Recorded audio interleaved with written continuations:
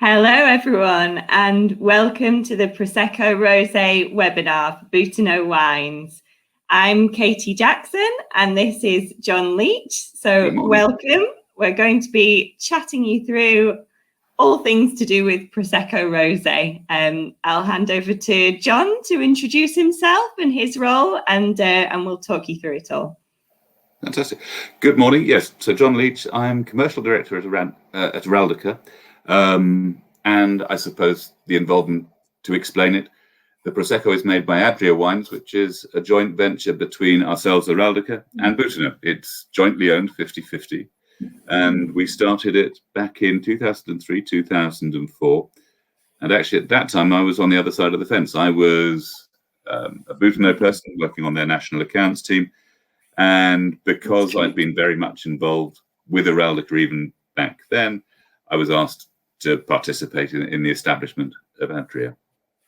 I think the point I'd like to make is the value that Araldica bring to the equation. And principally, it's our QC regime. The fact that we've been doing it so long, we started actually, I think the first second fermentation that we did of Prosecco was back in 2004. And that, when the legislation changed and a lot of the new rules came in for Prosecco, because we had been doing it for more than 5 consecutive years, permitted us to continue doing it out of the zone. But state-of-the-art cellars, fantastic QC, and now a supply base, a grower base that we've been working with for nearly 20 years, guarantees quality. So that's the point I think I'd like to make. And hello everyone, I'm Katie Jackson. So I'm one of the product managers at Boutinot. I look after half of Italy and part of that is Adria, as John was explaining. So the joint venture between Boutinot and Araldica. Practically what that means I do with relation to Prosecco Rosé, because Adria is the producer of this Prosecco Rosé, is I source the wines with Claudio, who's the CEO at Araldica, and Lella, who's his wife, but also the head winemaker. So together we source wines all over Italy, which are bottled, as John was saying, at Araldica with all of their really high QC standards. Amazing 0 degrees storage in stainless steel. It's all beautifully kept and managed. So we source all of the wines together. And we decided as well for the Prosecco Rosé which growers we want to work with. So we work with 3 different growers on Prosecco Rosé, all of whom we've worked with for decades on Prosecco. So to come down to Prosecco Rosé, what is it? Is the first question, I think. So it's 85 to 90% Glera, the same grape variety as Prosecco, and 10 to 15% Pinot Nero, all of which has to be grown within the region of Prosecco. So our blend is actually 15% Pinot Nero, this one here. It must take around 60 days. Well, it must take 60 days exactly for the second fermentation of Prosecco Rosé. So that's actually double the time that normal Prosecco takes. In theory, it's to add kind of extra complexity, extra time in contact with the lees. So it should add an extra texture and extra complexity. It also does, from a practical point of view, mean that it takes a little bit more planning for the fermentation. So you can't just have it ready this quickly, but you know we're ramping up all of our productions. So we are kind of on a constant bottling of Prosecco Rosé now, but it does mean that you have to think about those things at least 60 days beforehand, as opposed to Prosecco. In terms of the sugar levels, they're the same as Prosecco, so they can range for the whole appellation from Brut Nature through to extra dry. Ours is Brut at around about 11 grams per litre residual sugar. Another difference actually between Prosecco Rosé and Prosecco is that all Prosecco Rosé has to be vintaged. it has to show the vintage on the bottle. So 85% of the wine has to come from that vintage. And it can only go on sale from the 1st of January after the harvest. So there's a few little differences, all of which are intended to kind of step up the quality credentials of Prosecco Rosé. So that's where we are on how Prosecco Rosé is now. But of course, we did used to have Prosecco Rosé at one point in the past, didn't we, John? So that was the point I was going to make, just to reinforce that this time around. So Prosecco Rosé is a completely new thing now. Back before the 2009 regulation changes that I referred to, you did used to see in the market Prosecco Raboso. But when all of the laws were tightened up and new disciplinare was introduced, it was outlawed. So all of the quality steps that you mentioned are to ensure or protect the reputation of Prosecco. And I think what the Consortio has done in the last 10 years has been to make sure that it doesn't become too commoditized, that it's still regarded as a DOC or DOCG product, depending on where it comes from, whether it's a cru or not. And yeah, not to see any dilution at all. So, and just actually to go back to a little bit about the history and why the rules were tightened up, why they were changed. Going back nearly 20 years, it was starting to be a little bit of a free-for-all, a little bit of a Wild West. There was a lot of bottling out of zone, and not even out of zone in Italy, but I know some of the Sekt producers in Germany were making it. There were also abuses in terms of it being put in cans or for draft systems as well, and all of which I think the growers in Prosecco felt was a race to the bottom. So they changed the law, they changed the name of the grape, they restricted the area, and it was, I suppose, almost a brand building exercise, with the generic regional brand being Prosecco. So that's, it's worth pointing out what has been going on over the last sort of couple of decades and why we are where we are. And before, obviously, Robusto was the grape variety that added the rosé colour, whereas now it's Pinot Nero and only Pinot Noir, and only Pinot Nero. Yeah, exactly. A lot of the questions that I've been asked, internally at Boutinot is that why has it taken so long to get to this point, to get it back introduced, and yeah, I guess the creation of a new DOC takes quite a lot of time. And I guess if you think about it, there has to be at least a few producers who want to put the proposal forward, because if it's just one producer, if it's just you on your own, it's not really going to get anywhere. So it needs to be a collective group of producers who want the same thing, who want the same changes to a DOC. So that took a lot of time, actually, to try and get agreement as to, right, okay, so we want Prosecco Rosé back. What does that look like? How do we step up the quality? And what rules do we want to put around the creation of this new wine? So that took a bit of time to agree. The proposal was put forward. It then has to go to a national board of DOC to be confirmed. There was further opposition at that point from a group of growers in Trieste. It was quite an up and down year. It was difficult to keep a track of the different comings and goings of the DOC board and the oppositions. But yes, it's been rumbled for probably, or it's been rumoured for well over a year.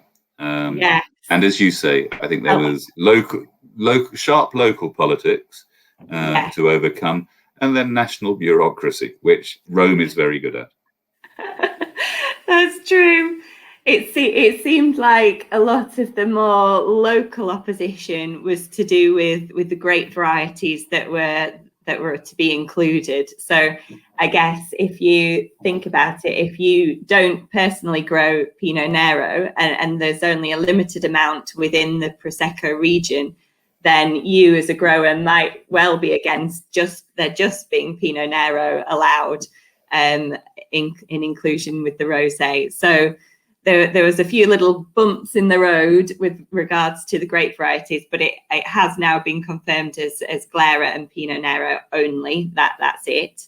And then obviously the go ahead was given, and then there is of course the 60 days minimum fermentation time for the second ferment. The last little bump in the road that we had last year was we were all set for a 2020 vintage launch. And then all of a sudden it was, okay, we don't want to miss the Christmas sales. And the launch was brought forward to the 2019 vintage, which was then launched last year in November, which is what we have bottled here. So why don't you try it? Without further ado. Without further ado. We have also just bottled the 2020 vintage, but it wasn't quite in time to get samples for John and I here. But we are more than happy with a 10 a.m. glass of Prosecco Rosé. So how's it tasting, John? How's it looking? Mine's about to pop. Ooh. And coming back and perhaps slightly dull to go on about QC, but just to explain the process and why I think Araldica are good at doing those ferments. So we're buying the base wine from the 3 growers that Katie mentioned. We bring it back to our cellar.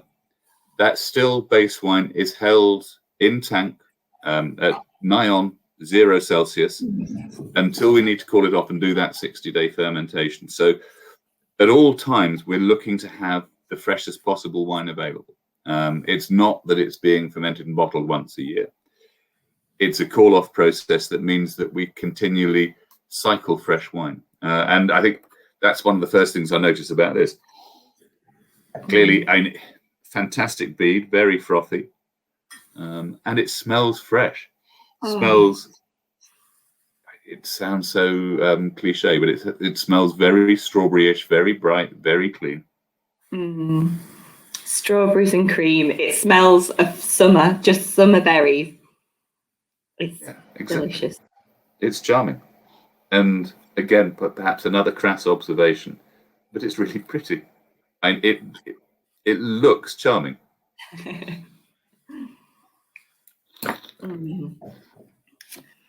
Just a really soft kind of a soft mousse, a nice gentle fizz.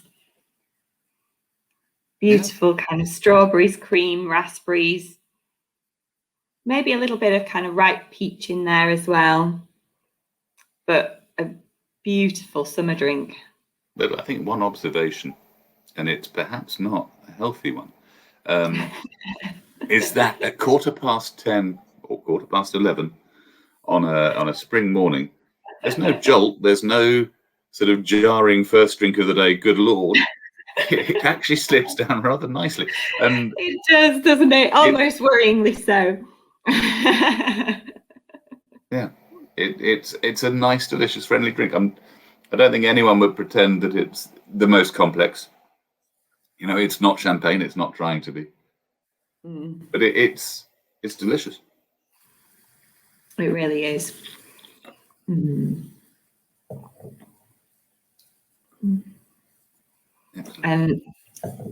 So just in terms of the labels that we have launched so far, you should be able to see on your screens now, I think, the Dolce Colline Prosecco Rosé, which is what John and I are tasting this morning. We've also launched Fontessa Prosecco Rosé, and again, you should now be able to see that on your screens too. So a lovely light blue label. And then we also have the possibility of thinking about some other labels for possible launch further in the year. So Italia Prosecco Rosé is something that we're considering at the moment for a launch later in the year. We shall see. But certainly the reaction from the market so far has been really positive. We've looked at some of our sales in the off trade, and although we're only kind of a few months since launch, and obviously some of that has been impacted by the pandemic, but looking at the trends in the off trade when they've introduced Prosecco Rosé, they haven't seen any impact on Prosecco sales. It's been more about customers trading up from other Rosé Spumante wines, trading up into Prosecco Rosé. So it does seem that it's having a really positive impact on the category as a whole. So we were really pleased to see those kind of initial trends. Yeah, I think that it's anecdotal, and the supermarket in question shall remain nameless, but what they're reporting is that it is growing the category as a whole. As you say, not diluting the Bianco. And I think the fact it is a trade up, it's increasing value. So crassly, commercially, it's a good thing. And I think the other thing, and again, it's that pretty colour that it's coming back to, is it's not just in tune with the Prosecco phenomenon. It is, there's still a big rosé and, we'll say it, a Provence rosé phenomenon. And I think people are starting to look around the sides of that and see what else they can drink. More, another anecdotal report, and not my generation, but I'm hearing a lot about particularly females 20 to 30, almost being seen on social media, etc., drinking smart rosés. They're not wine drinkers, they're not necessarily wine aficionados, but they want to be part of what is basically a movement. So that is another impetus behind it, I suppose. Yeah, exactly. There's this whole kind of Instagram culture, isn't there? And Prosecco Rosé is perfect for that, really. Beautiful colour, nice summery drink. Yeah. It's kind of perfect and fits into that.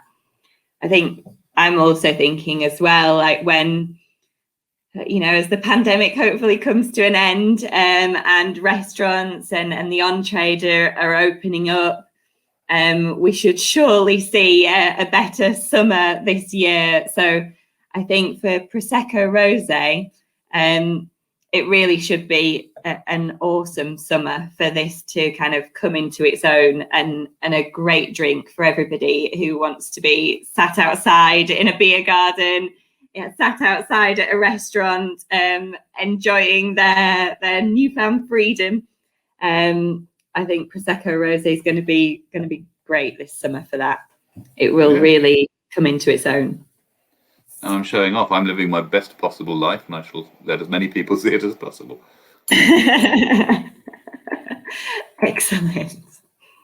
Now, I don't know if we have any questions from any of our viewers. We will have a look and see if anyone has any questions. I can't see any at the moment. No. There's one thing actually I could say about the overall production of Prosecco Rosé and Prosecco. So the Prosecco Rosé is actually going to be a fraction. The total production is only going to be a fraction of Prosecco in total. So the estimates are that it could reach around 30 million bottles a year, whereas Prosecco is more like 660 million bottles a year. So it really is a small percentage of the market. And that constriction is purely due to the scarcity of Pinot Noir. Pinot Noir, yeah, exactly, yeah. But, we'll see for future years. It obviously takes at least 3 years for you to plant new vines in your vineyard and kind of get them going. So I guess it's not fixed forever, but it will take some time for that to increase if it does increase. But certainly the signs for the sales of Prosecco Rosé are really quite positive. Yes, And I think that's reassuring to know that it won't be commoditized. It cannot, or it would be nonsensical just to rip the price to shreds, being that there's not that much of it. Yeah, so yeah, exactly. I don't think it shouldn't just fall into the hands of supermarket chains who are going to loss lead on it or something like that. There's so little around. I think that's reassuring. Yeah. Okay. I think we'll leave everyone to enjoy our glass of Prosecco Rosé, John. Yeah, I think that sounds fine. Should we give them 30 seconds to post a question or not? And if they don't, if we stay where we are, let's leave it there and allow people to prepare for the next one. Okay. Okay. Thank you, everyone. Lovely to virtually talk to you. And nice to very talk good morning. to you, John. Speak to you soon. Bye. Bye.